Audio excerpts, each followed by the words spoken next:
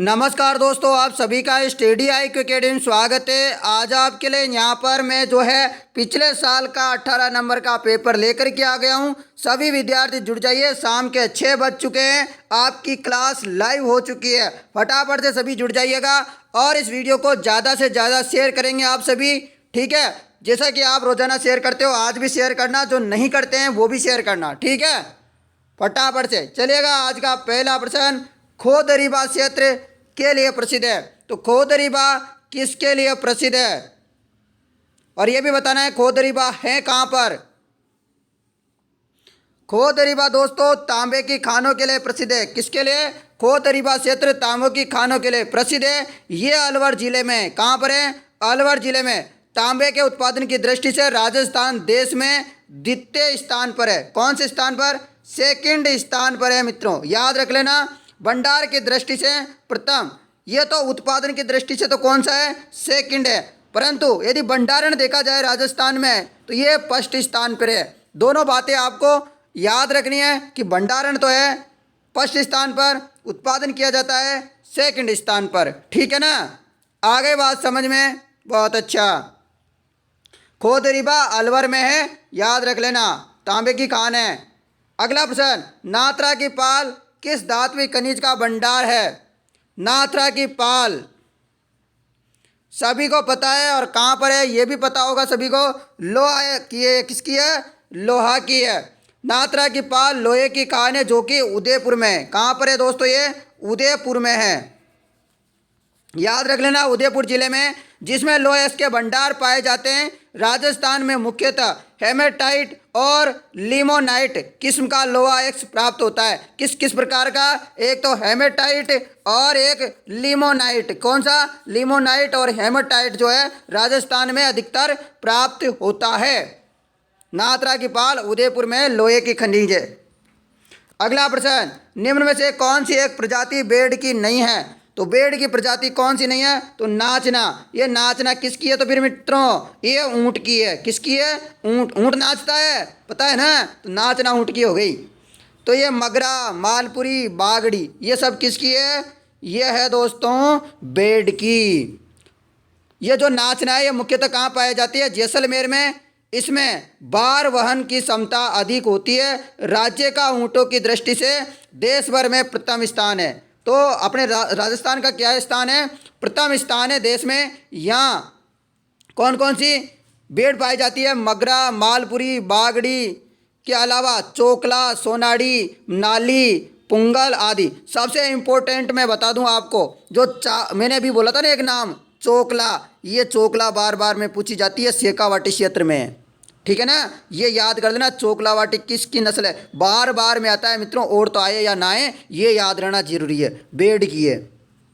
अगला प्रश्न, स्याही परियोजना का संबंध निम्न में से किस बांध से है? तो स्याही परियोजना का संबंध है जवाई बांध से। जवाई, पाली के जवाई कैसे होते हैं? गोरे होते हैं। तो कहाँ की है ये? पाली क्या है, याद रख लेना, ऐसे प्रकार के प्रश्न, ठीक है। तो जवाई बांध में पानी की आवक बढ़ाने हेतु उदयपुर की कोटड़ा तहसील से स्याही बांध बनाकर सुरंग के माध्यम से उसका पानी जवाई बांध में डाला गया है। स्याही बांध बनाकर, ठीक है ना, सुरंग के माध्यम से, कोटड़ा तहसील उदयपुर। तो जवाई नदी पूछी जाए, जवाई बांध पूछा जाए, जवाई परियोजना पूछी जाए, सब पाली में है। अगला प्रश्न है आपका, निम्न में से कौन सा एक मरुस्थलीयकरण का कारण नहीं है? तो मरुस्थलीयकरण किसका कौन कारण नहीं है? तो अम्लीय भूमि का प्रयोग करना, ये कोई मरुस्थलीयकरण का कारण नहीं है। जबकि कठोर मौसमी परिस्थितियां ये हैं बढ़ती आबादी, वनोन्मूलन, ठीक है ना।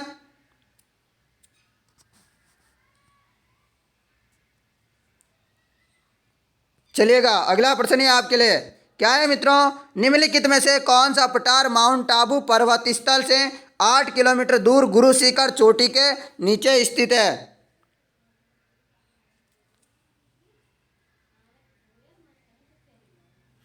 तो दोस्तों ये ऊपर वाले प्रश्न में मुझे डाउट है, आपको भी डाउट है क्या?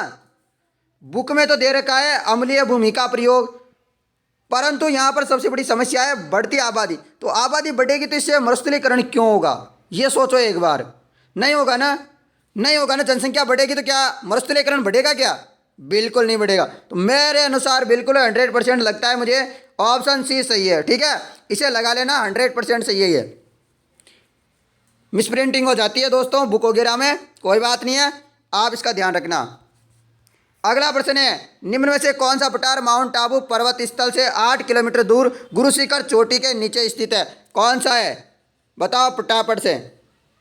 सही आंसर इसका उड़िया का पठार। उड़िया का पठार राज्य का सबसे ऊंचा है दोस्तों, 1300 कितना है 20 मीटर, 1320 मीटर। ठीक है ना, सबसे ऊंचा पठार है जो गुरु शिखर के नीचे स्थित है। जबकि मैसा का पठार चित्तौड़गढ़ में है स्थित है, जिस पर चित्तौड़ का किला बना हुआ है। चित्तौड़ का किला किस में स्थित है? मैसा का पठार में है दोस्तों।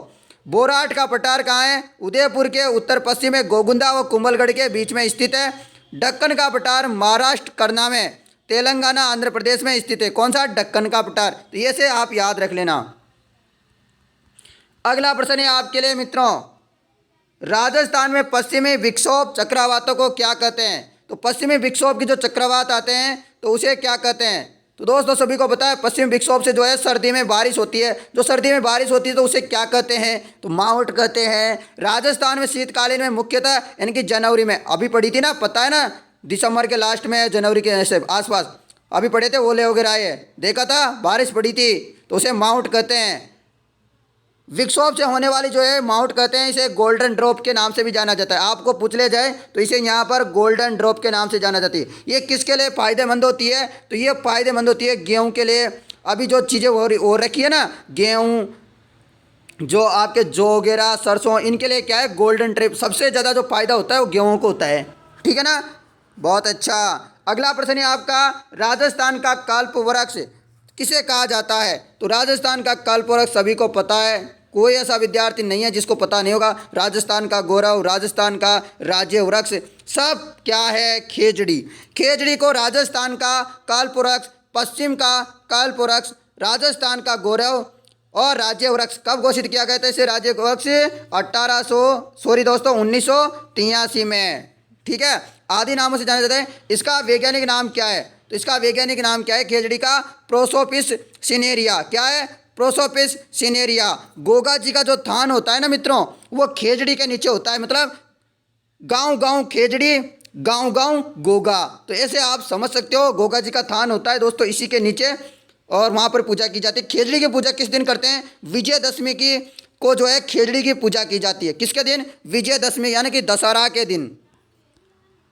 अगला प्रश्न है आपका, निम्नलिखित में से कौन सा राष्ट्रीय उद्यान राजस्थान का सबसे छोटा राष्ट्रीय उद्यान है? तो कौन सा है वह है दोस्तों केवलादेव राष्ट्रीय उद्यान।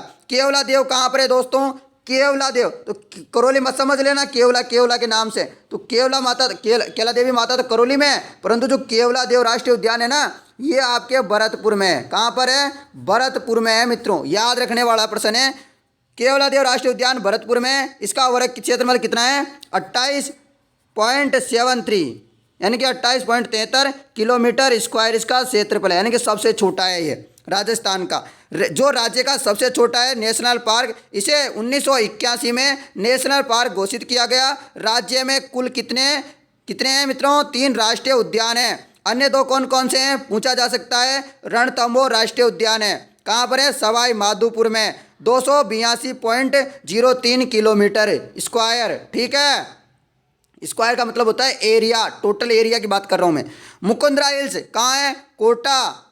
कोटा झालावाड़ में ना, मुकुंदरा हिल्स राष्ट्रीय उद्यान 199.55 किलोमीटर स्क्वायर इसका क्षेत्रफल है। तो याद रखने वाली है कि 3 कौन कौन से हैं राष्ट्रीय उद्यान, एक तो केला देवी, एक केवलादेव राष्ट्रीय उद्यान, रणथंभौर राष्ट्रीय उद्यान और मुकुंदरा हिल्स राष्ट्रीय उद्यान। 3 है दोस्तों, याद रख लेना। बढ़िया प्रश्न है, शानदार जानदार। अगला प्रश्न है आपके लिए, प्रश्न लेके आया हूँ बहुत अच्छे आज। निम्नलिखित राज्य की बहुउद्देशीय नदी घाटी परियोजनाओं में सबसे बड़ी परियोजना कौन सी है? तो सबसे बड़ी परियोजना ये सभी को पता होगा, बहुउद्देशीय परियोजना। बहुउद्देशीय परियोजना उसे कहते हैं यानी कि एक साथ कई उद्देश्य उसके। एक तो पानी पीने वाला, आपकी ऊर्जा भी बना लो वहाँ पर और सिंचाई भी कर लो, यानी इसे क्या कहते हैं? बहुउद्देशीय परियोजना। तो सबसे बड़ी बहुउद्देशीय परियोजना है बांकड़ा नांगल परियोजना।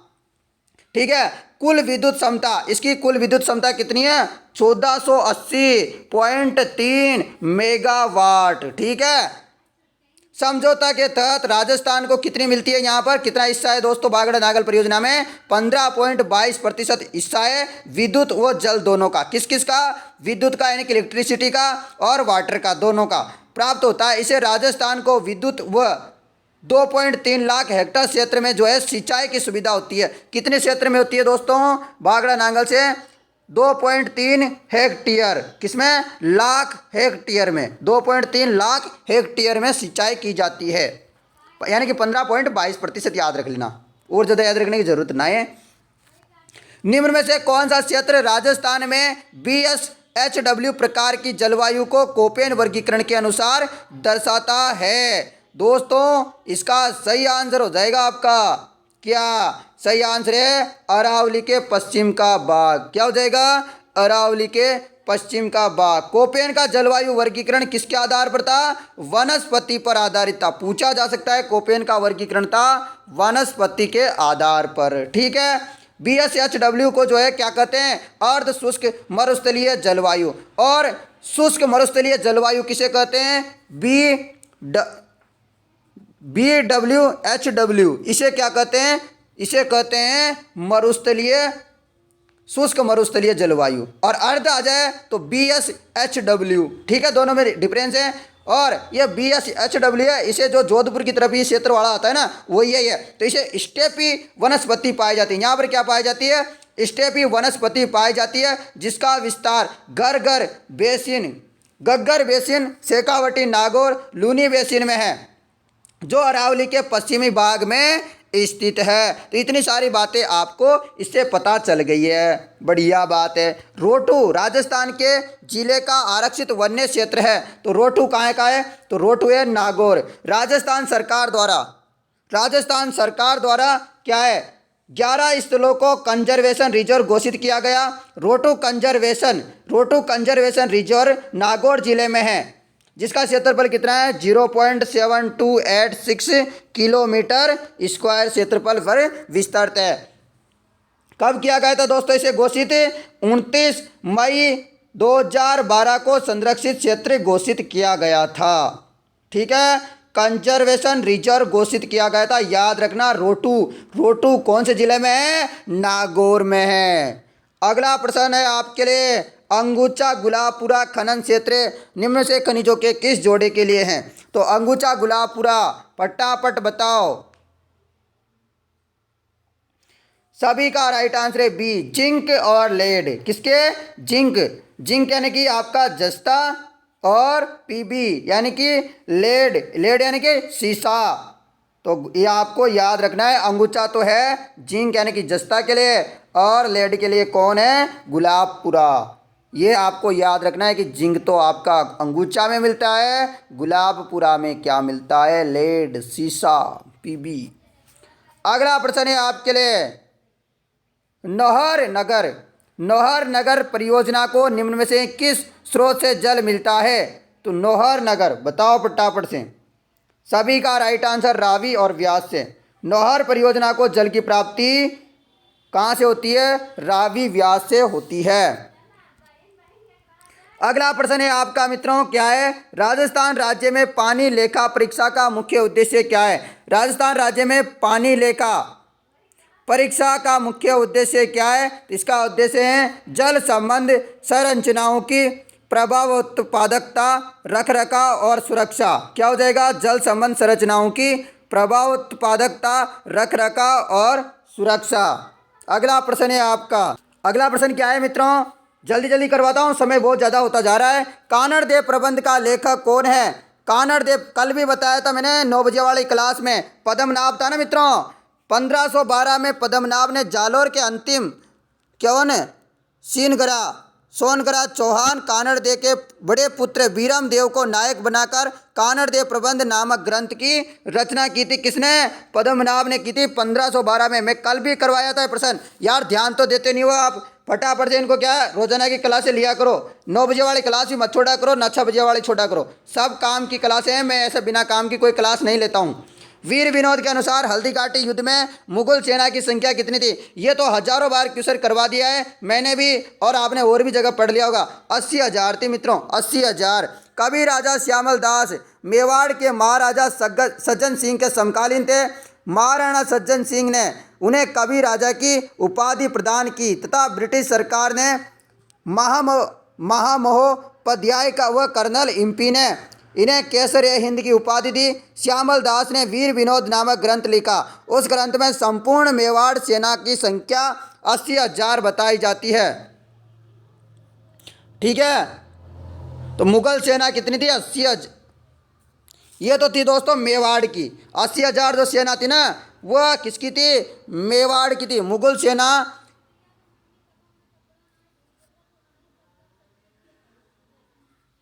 कितनी थी मित्रों? ये किसकी थी? मेवाड़ सेना की संख्या थी 80,000। ये तो 80,000 तो मेवाड़ की थी। ठीक है, मुगल की थी दोस्तों 80 लाख। यहाँ पर एक गलत है, थोड़ा सा क्वेश्चन में डाउट है।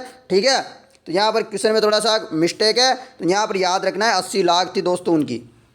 80,000 तो यहाँ पर मेवाड़ की थी। ठीक है ना, याद रख लेना, इंपॉर्टेंट है ये बात। इस क्वेश्चन में आपको डाउट हो रही होगी, डाउट होने की जरूरत नहीं है, क्वेश्चन में थोड़ा सा मिस्टेक है। पिछवाई पेंटिंग का संबंध निम्न से किससे है? पिछवाई पेंटिंग सभी को पता होगा, नाथ द्वारा से है। नाथ द्वारा से मित्रों, नाथ द्वारा शैली वल्लभ संप्रदाय से प्रभावित यहाँ की पिछवाई प्रसिद्ध है, जिसके तहत श्री नाथ जी की मूर्ति पीछे कपड़े पर्दों की सजावट की जाती है, जिसमें सघन वनस्पति दिखाई जाती है। पिछवाई में सर्वाधिक चित्रण केले के वृक्ष का है, तो केले के सर्वाधिक यहाँ पर चित्रण है। अगला प्रश्न, राजस्थानी लोकगीतों में गाए जाने वाला नेतल का बरतार किस लोक देवता के संदर्भ में है? नेतल का बरतार, तो इसका राइट आंसर होता है रामदेव जी, यानी कि नेतल इनकी पत्नी थी। ठीक है, अगला प्रश्न है, विमल वसई व लून वसई मंदिर निम्न से किस स्थान पर है? यह तो सभी को पता होगा भाई, फटाफट कमेंट करके बताओ। सिरोही में है, और जैन मंदिर है वो है देलवाड़ा। देलवाड़ा के जैन मंदिर सिरोही। यहाँ 5 प्रमुख मंदिरों का क्या है? समूह है। आदिनाथ मंदिर, ये ऋषभ देव का मंदिर है। इसका निर्माण चालुक्य राजा भीम सिंह ने के मंत्री विमल शाह ने करवाया, इसलिए इसे विमल शाह मंदिर कहा जाता है। और नेमिनाथ मंदिर, इसका निर्माण वास्तुपाल तेजपाल ने करवाया। इस मंदिर को देवरानी जेठानी तथा लूण वसाई मंदिर के नाम से भी जाना जाता है। भीमशाह मंदिर, खरत वसई मंदिर, महावीर स्वामी का मंदिर, तो ये 5 मंदिर है, याद रखना है। 1883 में गोविंद गिरी ने मेवाड़, डूंगरपुर, गुजरात, मालवा के भील और गिरासिया जाति के लोगों को संगठित करने के लिए किस सभा की स्थापना की? अरे ये तो बच्चा को पता है, संप सभा की स्थापना की थी। ठीक है, याद रख लेना, इंपॉर्टेंट है। अगला प्रश्न है आपके लिए, वंश भास्कर को किस प्रसिद्ध लेखक द्वारा लिखा? मैंने कल करवाया था, नहीं करवाया था, ये प्रश्न बता दो। 9 बजे वाली क्लास में मैं आपको पिछले सालों के पेपर उसमें भी वहाँ टेस्ट ले रहा हूँ, और देखो यहाँ पर कितना फ़ायदा हो रहा है। हर क्वेश्चन जो है उसमें से जो मैं करवा रहा हूँ उसमें से आया था दोस्तों, देखो। ठीक है ना, आगे बात समझ में। वंश भास्कर बूंदी के थे दोस्तों, पता है कौन है? सूर्यमल मिश्रण, राजा राम सिंह के दरबारी कवि थे। इन्होंने वीर सतसई लिखा था, वंश भास्कर की रचना की थी। तो वीर सतसई पूछ लिए, वंश भास्कर पूछ लिए, तो वंश ये हो जाएगा सूर्यमल मिश्रण। निम्न से कौन सा आर्य समाजी विचारधारा का संपोषक नहीं था? तो कौन नहीं था? परोपकारिणी, सभी को पता है, परोपकारिणी का पता है, देश हितकारिणी का पता है, जनहितकारक पता है, तो राजपूत गजट नहीं था। ठीक है, याद रखना है, सब थे। राजपूताना गजट का संपादक अजमेर में 1882 में किया था। कब? 1882। कहाँ पर? अजमेर में। मौलवी मुराद अली ने किया था। किसने? मौलवी मुराद अली ने किया था। ये आर्य समाज विचारधारा का संपोषक नहीं था, जबकि देश हितैषी, परोपकार, जनहितकार ये सब थे। अगला प्रश्न, दीपदान परंपरा का संबंध पवित्र शहर से है। तो दीपदान का 2 जगह से है। एक तो आपका कोलायत नाम याद आ गया मुझे। एक तो कोलायत कहाँ है? कोलायत बीकानेर में। यहाँ पर मुनि जी, ठीक है ना, कपिल मुनि का यहाँ पर स्थल है। तो कार्तिक पूर्णिमा को यहाँ पर भी मेला लगता है, दीपदान का यहाँ पर भी महत्व है, और पुष्कर में भी दीपदान का महत्व है, और कार्तिक पूर्णिमा के दिन यहाँ पर भी रंगीन मेला लगता है। आपसे पूछ लिया जाए राजस्थान का सबसे रंगीन मेला कहाँ पर बढ़ता है, तो वह है पुष्कर। ठीक है, याद रख लेना, इंपॉर्टेंट है सारे प्रश्न जो मैं आपको करवाता हूँ रोजाना। अगला प्रश्न है आपका, भारत की आज़ादी के समय राजपूताना की देशी रियासतों की संख्या कितनी थी? बताओ फटाफट से, कितनी थी? सभी को पता है 19 थी ना। भारत की आज़ादी के समय राजस्थान में 19 तो रियासतें थी, 3 ठिकाने थे और एक केंद्र शासित प्रदेश था। केंद्र शासित प्रदेश कौन था? अजमेर, मेरवाड़ा। और 3 ठिकाने कौन कौन से थे? नीमराणा, लावा। नीमराणा कहाँ है? अलवर में है ना। लावा, कुशलगढ़। याद रख लेना, इम्पोर्टेंट है। नीमराणा, लावा, कुशलगढ़, अजमेर, मेरवाड़ा केंद्र शासित प्रदेश। ओके, बढ़िया बात है। याद हो तो आपको, नहीं है तो फिर याद कर लो, कोई बात नहीं है। बहुत सारे बच्चे हैं मेरे कमेंट करते हैं कि सर मुझे याद नहीं है। घबराना नहीं है दोस्तों, घबरा गए तो मर गए। यदि घबराओगे नहीं तो एक दिन आपको सफलता मिलेगी। करत करत अभ्यास है जड़ मत वही सुदान। तो आप रसी आवत जाओ रे, आपको वहाँ पर जो निशान पड़ जाता है दोस्तों। इसी प्रकार आपको रोजाना पढ़ाई करनी है, लगातार मेहनत करनी है, कोशिश करना, आपको छोड़ना नहीं है। हार मान ली तभी आप हार सकते हो, अन्यथा दुनिया तो कहती रहती है। दुनिया का किस किस का मुंह आप पकड़ने जाओगे कि वो नहीं कहेगा। तो आपको दुनिया के ऊपर ध्यान नहीं देना है, आपको पढ़ाई करनी है, आपके विश्वास होना चाहिए आपके खुद के ऊपर।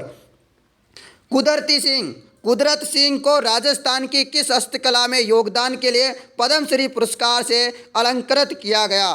सभी का राइट आंसर है, क्या हो जाएगा दोस्तों इसका राइट आंसर? मीनाकारी। कुदरत सिंह का जन्म 1924 को जयपुर में हुआ। इनका मीनाकारी हस्तकला में विशेष योगदान था, इसलिए इनको पद्मश्री पुरस्कार से अलंकृत किया गया, पुरस्कार दिया गया इनको। ठीक है, पद्मश्री का। अगला प्रश्न, राजस्थान के किस लोक देवता के माता पिता का नाम अंसा देवी और लोहट जी था? अरे ये तो सभी को पता होगा भाई, बताओ फटाफट से। जाम्बो जी। ठीक क्या? कौन थे? पीपा जी। फटाफट से बताओ इसका राइट आंसर है।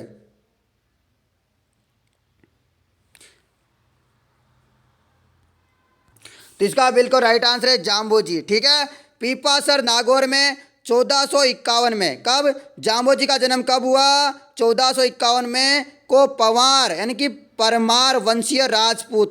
कौन से थे दोस्तों? जाम्बो जी परमार वंशीय राजपूत ठाकुर लोहट वह अंसा देवी इनकी माता थी। घर पर जो है जाम्बो जी का जन्म हुआ। जाम्बो जी ने समरातल यानी कि बीकानेर में विश्नोई संप्रदाय की स्थापना की। इनका समाधि स्थल मुकाम बीकानेर में है। तो समरातल में तो इनका क्या हुआ? इनका जो है विश्नोई संप्रदाय की इन्होंने स्थापना की थी, और मुकाम बीकानेर में क्या किया था? समाधि ली। पीपासर नागौर में जन्म हुआ। तीनों जगह याद रखनी बहुत जरूरी है। अगला प्रश्न है आपका, अंजुमन खादिम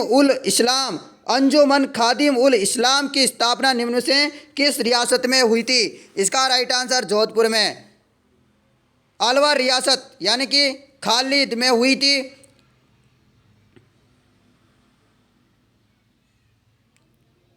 कहाँ हुई थी मित्रों? बताओ फटाफट से, इसमें डाउट है क्या? तो ये जोधपुर में नहीं हुई, ये अलवर में हुई है। अलवर रियासत खादिल में हुई थी। इसी संगठन ने अलवर में 1930-32 में मेव आंदोलन चलाया।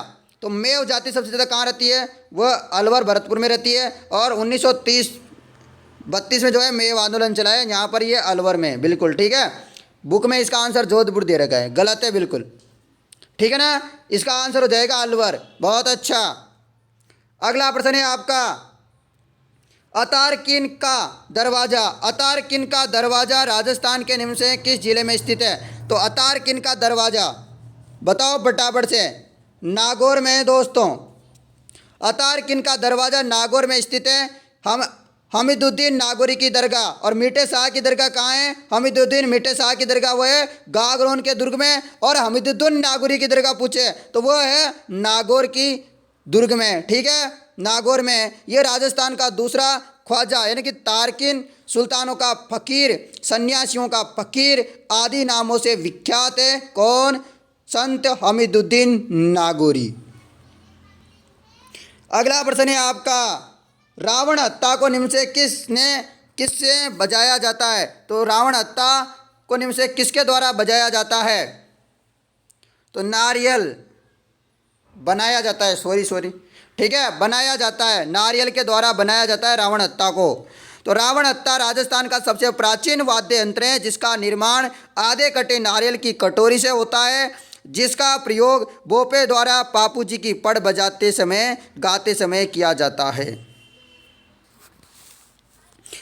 अगला प्रश्न है आपका, 1 नवंबर 1956 को से पहले राजस्थान राज्य का अध्यक्ष कहलाता था। तो राजस्थान के राज्य का अध्यक्ष कौन कहलाता था 1 नवंबर 1956 से पहले? ये बात सभी को पता है, राज प्रमुख हुआ करते थे पहले। कौन हुआ करते थे? राज प्रमुख, राजस्थान का राज प्रमुख कहलाता था। 1 नवंबर 1956 को राज्य पुनर्गठन आयोग की सिफारिश के आधार पर राज प्रमुख एवं महाराज प्रमुख के पदों को समाप्त कर राज्यपाल पद का गठन किया गया। राजस्थान के प्रथम राज्यपाल हर बार परीक्षा में पूछा जाने वाला फेवरेट में से एक प्रश्न होता है, गुरुमुख निहाल सिंह। कौन? गुरुमुख निहाल सिंह प्रथम राज्यपाल थे राजस्थान के। अगला प्रश्न, निम्न में से राजस्थान राज्य के किस मुख्यमंत्री का कार्यकाल सबसे कम अवधि का रहा? सही आंसर है श्री हीरालाल देवपुरा। ठीक है, याद रखना कब से कब, 23 फरवरी 1985 से 10 मार्च 1985 तक रहे। अब तक सबसे कम यानी कि 16 दिन तक मुख्यमंत्री के पद पर रहे। कितने दिन? 16 दिन रहे थे मित्रों। अगला प्रश्न है आपका, राजस्थान लोक सेवा आयोग के सदस्यों का कार्यकाल कितना होता है? आरपीएससी का पूछा गया है आपसे। सही आंसर है 6 वर्ष अथवा कितना? 6 वर्ष अथवा 62 वर्ष की आयु, दोनों में से पहले जो भी समाप्त हो जाए वह रहेगा। ठीक है, और राजस्थान लोक सेवा आयोग यानी कि आरपीएससी का मुख्यालय आपके अजमेर में है। ठीक है, परंतु इसकी जो है स्थापना जो है जयपुर में की गई थी 1949 में। तत्पश्चात क्या किया? 1956 में इसको स्थानांतरित किया। कहाँ पर? अजमेर में। और वर्तमान समय में अजमेर में वर्तमान में आरपीएससी में अध्यक्ष सहित 8 सदस्य होते हैं जिनका कार्यकाल 6 वर्ष अथवा 62 वर्ष की आयु, दोनों पहले समाप्त हो जाए। इसके प्रथम अध्यक्ष कौन थे आरपीएससी के? एसके घोष थे। और वर्तमान में कौन है मित्रों? वर्तमान में कौन है? भूपेंद्र सिंह यादव। ठीक है, पता है क्या? आपके राजस्थान के पहले डीजीपी थे ना पहले, वही है अभी। अगला प्रश्न, मानगढ़ धाम जो राजस्थान का जलियांवाला बाग नाम से प्रसिद्ध है, कहाँ स्थित है? तो ये तो सभी को पता होगा। जो संप सभा की जो बैठक चल रही थी दोस्तों गोविंदगिरी के नेतृत्व में, उसमें जो है वहाँ पर अंग्रेज़ों के माध्यम से जो है गोलियाँ चलाई गई थी। और ये है बांसवाड़ा में। कहाँ पर है? बांसवाड़ा में। गोविंदगिरी ने भगत आंदोलन चलाया था। इन्होंने 1883 में संप सभा की स्थापना की थी। 1913 में जो है संप सभा का सम्मेलन बानगढ़ पहाड़ी बांसवाड़ा पर हुआ, जहां अंग्रेजों ने उस समय अंधाधुंध गोलियां चलाई, सैकड़ों लोग शहीद हुए। इसे जलियांवाला बाग के नाम से भी जाना जाता है। अगला प्रश्न, मानगढ़ धाम जो राजस्थान के जलियांवाला बाग के नाम से जाना जाता है, बांसवाड़ा। ये आ गया, रिपीट हो गया। अगला प्रश्न है, राजस्थान राज्य निर्वाचन आयोग का गठन किस वर्ष में हुआ? इसका राइट आंसर है ऑप्शन ए 1994 में। अगला प्रश्न, राजस्थान के प्रथम निर्वाचित मुख्यमंत्री कौन है? निर्वाचित पूछा गया है मित्रों। सही आंसर है हरिदेव जोशी। हीरालाल शास्त्री राज्य के प्रथम मनोनीत तो कौन थे? हीरालाल शास्त्री प्रथम मनोनीत। और जबकि निर्वाचित कौन थे प्रथम? हरिदेव जोशी, जिन्होंने 7 अप्रैल 1949 से 5 जनवरी 1900 मनोनीत की बात कर रहा हूँ हीरालाल शास्त्री की। 5 जनवरी 1951 तक शासन किया। 5 जनवरी 1951 को CS वेंकटाचार्य को मुख्यमंत्री बनाया। ये राज्य के दूसरे मनोनीत व राजस्थान के गैर राजस्थानी मुख्यमंत्री थे। ये प्रथम ICS अधिकारी थे। कौन दोस्तों? CS वेंकटाचार्य। जिनकी नियुक्ति केंद्र सरकार द्वारा की गई थी। 26 अप्रैल 1951 को जय नारायण व्यास के नेतृत्व में मंत्रिमंडल का गठन किया गया। जय नारायण व्यास राज्य के तीसरे मनोनीत मुख्यमंत्री थे। तत्पश्चात राजस्थान में प्रथम विधानसभा के लिए 4 जनवरी से 24 जनवरी 1952 तक चुनाव हुए। टीकाराम पालीवाल मुख्यमंत्री बने। इस प्रकार टीकाराम पालीवाल जो है प्रथम निर्वाचित क्या थे, मुख्यमंत्री थे।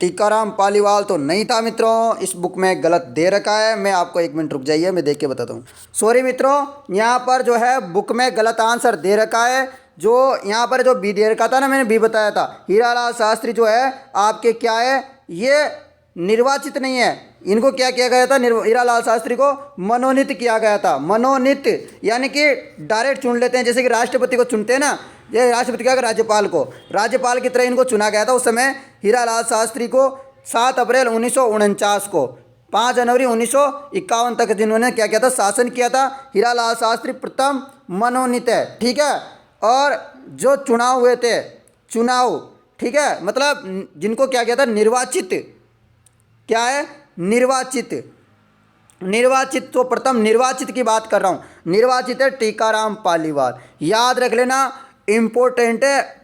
मार्च 1952 में इनको जो है चुनाव हुए थे और टीकाराम पालीवाल जो है प्रथम क्या है, निर्वाचित मुख्यमंत्री है और मनोनीत है हीरालाल शास्त्री। ये बात आपको इम्पोर्टेंट याद रखनी है, जो आपका इसका आंसर डी हो जाएगा। निर्वाचित पूछा है यहाँ पर, ठीक है ना। ऐसी डाउट बहुत सारे विद्यार्थी को होती है दोस्तों, हमें भी होती है, मुझे भी हो गई थी डाउट, इसलिए मैं आपको ये पूरी क्योंकि बुक को देख के मैं क्या बुक में देखता हूँ ना, तो बुक बहुत सारी बुकों में गलत गलत लिखा होता है। कुछ में किस क्या लिख रहा है, कुछ में क्या लिख रहा है, तो इसमें क्या गलत लिखा हुआ था, ये मिस्टेक थी इसमें, ठीक है। कोई बात नहीं है, आप टेंशन मत लो, मैं सारा सही करके बताऊँगा आपको कोई गलत नहीं पढ़ाऊँगा, ठीक है ना। निम्न में से कौन सा संविधान राजस्थान में मंत्री परिषद के आकार को परिसीमित करता है? कौन सा संविधान संशोधन करता है? इसका राइट आंसर है ऑप्शन डी, 91वां संविधान संशोधन।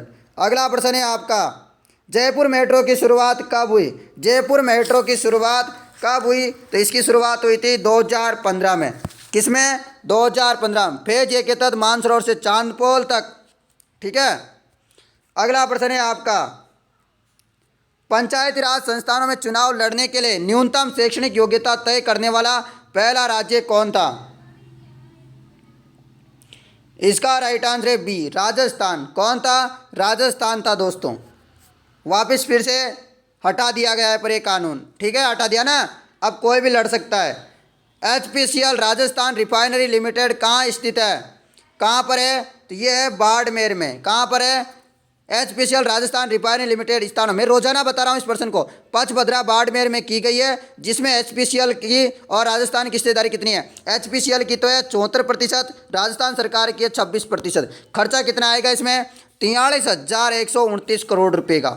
अगला प्रश्न है आपका, राज्य सूचना आयोग के सदस्यों की नियुक्ति राज्यपाल द्वारा समिति की सिफारिश पर की जाती है, जिसका सदस्य नहीं होता। कौन नहीं होता दोस्तों? उच्च न्यायालय का न्यायाधीश नहीं होता। इसके अलावा मुख्यमंत्री, विधानसभा में प्रतिपक्ष का नेता, मुख्यमंत्री का मनोनीत कैबिनेट मंत्री, ठीक है, ये सब होते हैं। अगला प्रश्न है आपका, क्या है? निम्न में से राज्य सूचना आयोग राजस्थान के संदर्भ में कौन सा कथन सही है? कौन सा सही है? तो आपका ये एक सर्वाधिक निकाय है, संवैधानिक निकाय, बिल्कुल सही है। और ये स्वायत्त शासी निकाय है, बिल्कुल सही है। और इसका गठन सूचना आयोग का 18 अप्रैल 2005 को हुआ। क्या सही है क्या?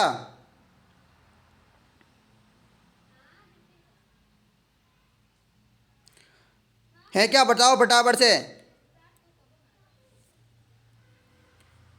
तो ये संवैधानिक इकाई नहीं है मित्रों। क्या है ये? संवैधानिक इकाई नहीं है। ये राजस्थान सूचना आयोग केंद्रीय सूचना आयोग की तरह एक विधिक एवं स्वायत्त शासी निकाय है। संवैधानिक नहीं है, ये क्या है? विधिक एवं स्वायत्त शासी निकाय है। तो आपका 2 और 3 वाला सही होगा। 2, 3 किसमें? किसी भी ऑप्शन में नहीं है। 2 और 3, 2 और 3 सही आंसर हो जाएगा। 2 और 3 जो है किसी भी ऑप्शन में नहीं है। ठीक है ना।